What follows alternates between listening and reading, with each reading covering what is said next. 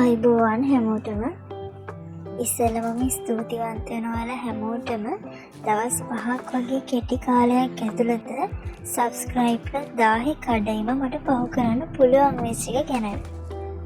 ඒ නිසා හැමෝටම ස්තුතිවන්ත වෙනවා. හරි, අපි ආයෙ back to topic යමු. මගේ TikTok එකේ YouTube comment section එකේ ගොඩාක් ගර්ල්ස්ලා මට මැසේජ් කරලා තිබ්බා. එයාලත් පැලවන්න ආසයි. ගෙදර පොඩියට හරි තියෙන චූටි ඩේ හරි මොනහරි එළවලු ජාතියක් කවන්නත් එයාලා ආසයි. ඒත් එයාලට මුලින් ඉඳන් කරන්නේ කොහොමද කියන එක ගැන කිසිම අයිඩියා එකක් නැහැ කියලා මට TikTok එකේ comment section එකේ ගොඩාක් ගෑල් ළමයි කියලා තිබුණා. ඒ වගේම ගොඩාක් ගෑල් ළමයි ඉන්ස්පයර් වෙලා තිබුණා පැලවන්න මගේ shorts වීඩියෝ බලලා. ඒ නිසා මට ගොඩාක් සතුටුයි ඒ ගැන. ඇත්තටම මේ රටේ කිසියම් බීජයක් පොළොවට වැටුනහම ඒවා නිකම්ම පැලවෙන්න තරම් පරිසරයක් තියෙන එකේ අපි ඒ වගේ ප්‍රයෝජනයක් ගන්න නැත්තේ. ඉතින් මම නම් ඔයාලට කියනවා ඔයාලත් ගෙදර තියෙන පුංචි ඉඩේ හරි වවන්න පුරුදු වෙන්න කියලා. හරි, අපි ආයෙ back to topic යමු. මේ තියෙන්නේ මම සති 3කට විතර කලින් හදාගත්ත පස් මාධ්‍යයක් ජීවාණුහරණය කරලා සති 2කට පස්සේ අරපු විදිහ. මේ පස් මාධ්‍ය ඇතුලේ තියෙනවා මතු පිටපස්, කොම්පෝස්ට්, කරදහයිය, කොහොබත්, ඩොලමයිට්. ඒව ඔක්කොම එකට මික්ස් කරලා හදාගත්ත පස් මාධ්‍ය තමයි මේ තියෙන්නේ. ඉතින් මම මේ වීඩියෝස් කියන්නේ කිසිම දෙයක් වවන්න අයිඩියා එකක් නැති ගැහැණු පිරිසට වගේම පිරිමි පිරිසට. අපි පස් මාධ්‍යයක් හදාගත්ත ගමන් ඒවල පැල හිටවන්නේ. මොකද ඒවල දිලීර තියෙන්න පුළුවන්, අපේ පැල කුණු වෙන්න පුළුවන්, මුල්ලට හානි වෙන්න පුළුවන් වගේ දේවල් වෙන්න පුළුවන් නිසා. කලින් කතා කරා වගේ මතු පිටපස්, කොම්පෝස්ට්, කරදහයිය, කොහොබත් යන මාධ්‍යයන් හතරම මම අරන් තියෙන්නේ 3ට 1 අනුපාතට. ඒ කියන්නේ මතු පිටපස් තාච්චි 3යි, කරදහයිය තාච්චියයි, කොම්පෝස්ට් තාච්චියයි, කොහොබත් තාච්චියයි විදිහට. ඒ ඔක්කොම හොඳට මික්ස් කරලා ඩොලමයිට් යොදලා ආයෙත් හොඳට මික්ස් කරලා වතුර ටිකකුත් දාලා අපි මේක සීල් වෙන්න සතියක් විතර වාලා තියන්න ඕන. ඊට පස්සේ අපි ආයෙ සතියකින් මේක ඇරලා වතුර ටිකක් දාලා ආයෙ කවලම් කරලා තව සතියක් විතර තියන්න ඕන. ඊට පස්සේ අපි මේවා බඳුන්ගත කරලා කැප්ටාන් කියන දිලීර නාශකයත් මේවට යොදන්න ඕන. සමහර ගෑල් ළමයින තාච්චි දැකලා නැති. මේ තියෙන්නේ තාච්චියක්. ඔයාලා ගාව තාච්චි නැති වෙන්න පුළුවන්, තියෙන්න පුළුවන්, ඔයාට ගන්න පුළුවන් ඕනම භාජනයක් මේ දෙයට ගත්තට කිසිම ප්‍රශ්නයක් නැහැ. ඉතින් මේකෙන් දාන්න ඕන මතු පිට පස් තාච්චි 3ක්, කොම්පෝස්ට් පොර තාච්චියක්, කරදහයිය තාච්චියක්, කොහොබත් තාච්චියක් විදිහට තමයි මේකට දාන්න ඕන. කරදහයිය නම් මම ගෙදර හදාගත්තේ. මෝලකට ගිහිල්ලා 10 ගෙනල්ලා ඒව ගෙදර පුච්චලා තමයි මම කරදහයිය හදාගත්තේ. හරි, දැන් අපි පස් මාධ්‍යයත් හදලා ඉවරයි, ජීවාණුහරණය කරලත් ඉවරයි. පැලේක කුඳු නාරටිය තමයි පස් මාධ්‍ය. ඉතින් අපි මේ පස් මාධ්‍ය හොඳින් හදාගෙන හොඳින් ජීවාණුහරණය කරගන්න ඕන. ඊළඟට අපි තෝරගන්න ඕන grow bags. මේවා නම් සුළු ප්‍රමාණයවලට කඩවල තියෙනවා. මට මේ grow bags නම් හම්බුනේ ගොවි සමිතියේ. ඔයාලට මොන හරි ගැටලු තියෙනවා නම් මට comment section එකේ comment එකක් දාලා අහන්න අමතක කරන්න එපා. ඒ වගේම මගේ TikTok page එකෙනුත් මගෙන් අහන්න පුළුවන්, Facebook එකෙනුත් මගෙන් අහන්න පුළුවන්. ඒ වගේම මම මොන හරි දෙයක් වැරදියට කරනවා නම් ඒ ගැනත් මට කියලා දෙන්න. මොකද මම මේ ඔක්කොම දන්න කෙනෙක් නෙමෙයි. ඒ වගේම කියන්න ඕන මම මේ පස් මාධ්‍ය හදාගෙන තියෙන්නේ පැල 22ක වගේ ප්‍රමාණයකට. මම ඔයාලට පෙන්නුව තාච්චි 3ක් මේක බෑග් එකකට වැටෙනවා.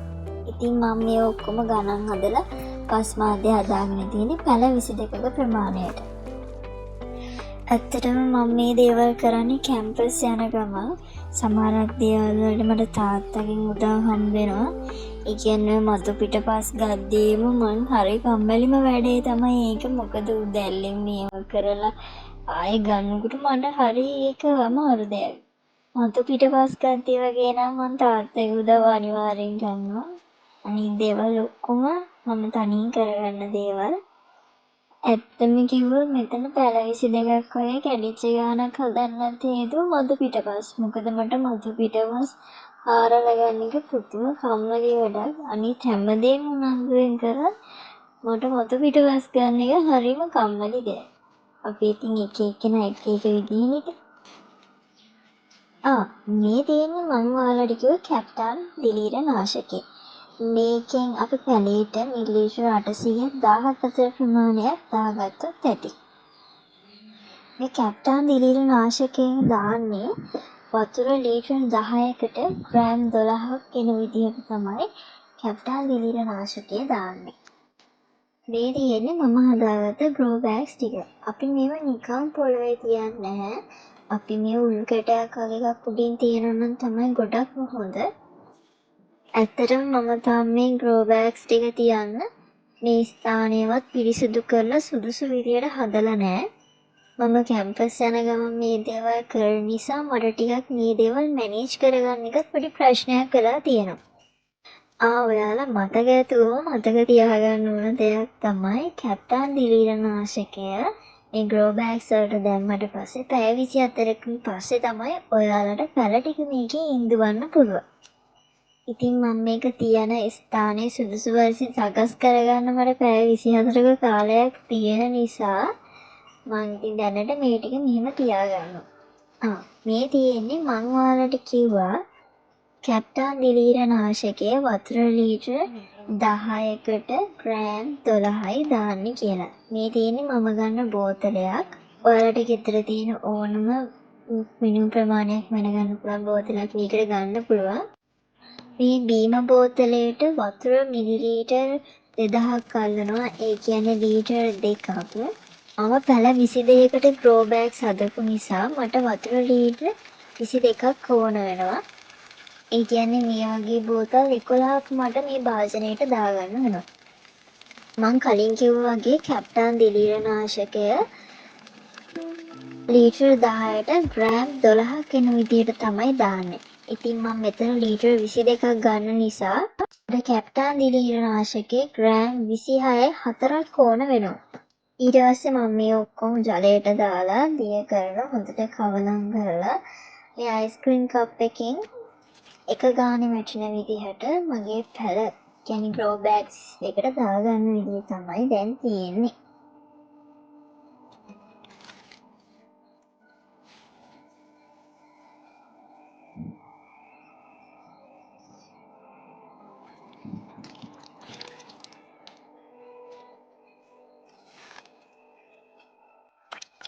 එක ග්‍රෝ බෑග් එකකට මිලිලීටර් 800 17 අතර වැටෙන විදිහට වැටුණාම හොඳටම ඇති. මම වැරදි දේවල් කියනවා නම් ඒවා දන්න අය නිවැරදි කරන්නත් අමතක කරන්න එපා මාව. මම ඇත්තට මේ වගේ වීඩියෝ සීරියස් එකක්ම කරන්න හිතාගෙන ඉන්නවා. මොකද මගේ TikTok එකේ YouTube comment section එකේ ගොඩාක් ගෑනු ළමයි මගෙන් අහලා තිබ්බා මේක කරන්නේ කොහොමද කියලා. ඉතින් මට ඇත්තටම සතුටුයි මම කරන වීඩියෝස් දැකලා ඉන්ස්පයර් වෙලා මගෙන් මේ දේවල් අහන එකට. මම ඔයාලා වෙනුවෙන් ඒ කිසිම දෙයක් දන්නේ නැති ගෑනු ළමයි වෙනුවෙන් තමයි ගොඩක්ම මේ වීඩියෝස් තියෙන්නේ. ඉතින් මම මේ වගේ දේවල් කරලා තියෙන නිසා ඒ කියන්නේ මගේ යාළුවන්ට මම මේ වගේ දේවල් හදලා දීලා තියෙන නිසා කලින් ගෙදර හදලා තියෙන නිසා මම හිතනවා මගේ අත්දැකීම් ඔයාලත් එක්ක බෙදා ගන්න මට හැකියාවක් තියෙනවා කියලා. ඉතින් ඊළඟ වීඩියෝ එකකින් බලමු පැල හිටවලා ඊළඟට මම පාවිච්චි කරන පොහොර මොනවද කියලා. අදට ගිහින් එන්නම්. බයි.